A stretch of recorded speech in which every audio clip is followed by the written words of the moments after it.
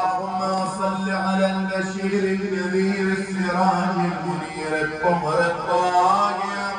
الدر الفاخر العلم الزاهر حبيب إله العالمين أخي الوحي أبي القاسم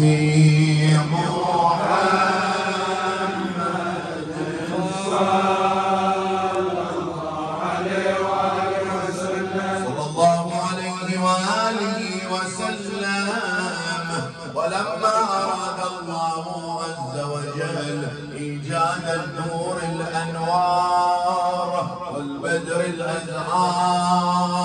مولانا البدر التمام الإمام الحسن العسكري الزكي وصي رسول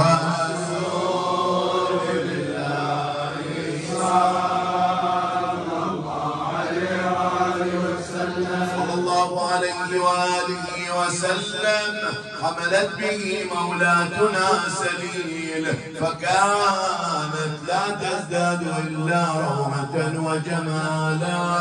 وبهجة وكمالا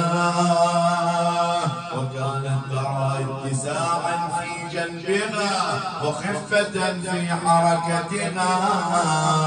ونورا ساطعا في جبينها وفي هذا المعنى يقول أفلح من يصلي على الرسول وآل الرسول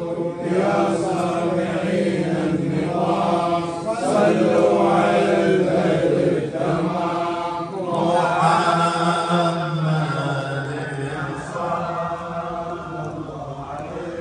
وسلم والنور نور الله جل جلاله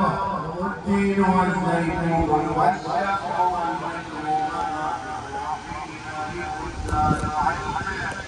آمين بأبياتهم نزل ذكر حبيبه محمد صلى الله عليه وسلم اللهم صل على محمد وآل محمد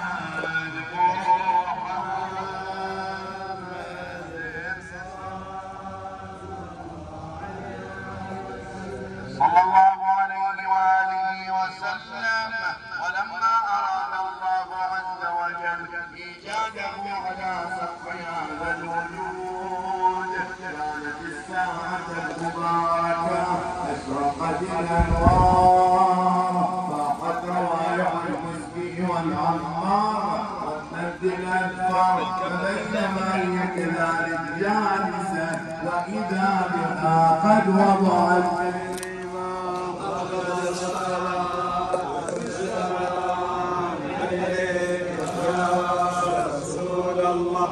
محمد وآل محمد صلوات صل على محمد علي بن أبي طالب صلوات ربي عليه صلي وسلم عليه صلوات ربي عليه مجيب أزهار الثناء المعطرين في مدح مولانا الإمام العسكري اللهم صل وسلم على محمد وآل محمد خلف العلماء سبط النهى شخم شريف المحضر المسك من جنباته نفاحة والوجه منه كالضياء الأقمر اللهم صل وسلم على محمد وآل محمد وأملاك ربي قد نزلن بوحيها لتقرأ أحلام روعة الميلاد كتبنا ابن قصيدة صدره وختامه حديثه ركتي بذا الميلاد. اللهم صل وسلم على محمد ومن حولها حور تساطع نورها تحولقن حول مصادر الإيجاد فذي تنثني عطفا لتلثم ثغره وهذه تناغي مبسم الإسعاد وهذه تسمي باسم خير ممجد وترفع صوتا بالصلاة تنادي أفضل الصلاة والسلام عليك يا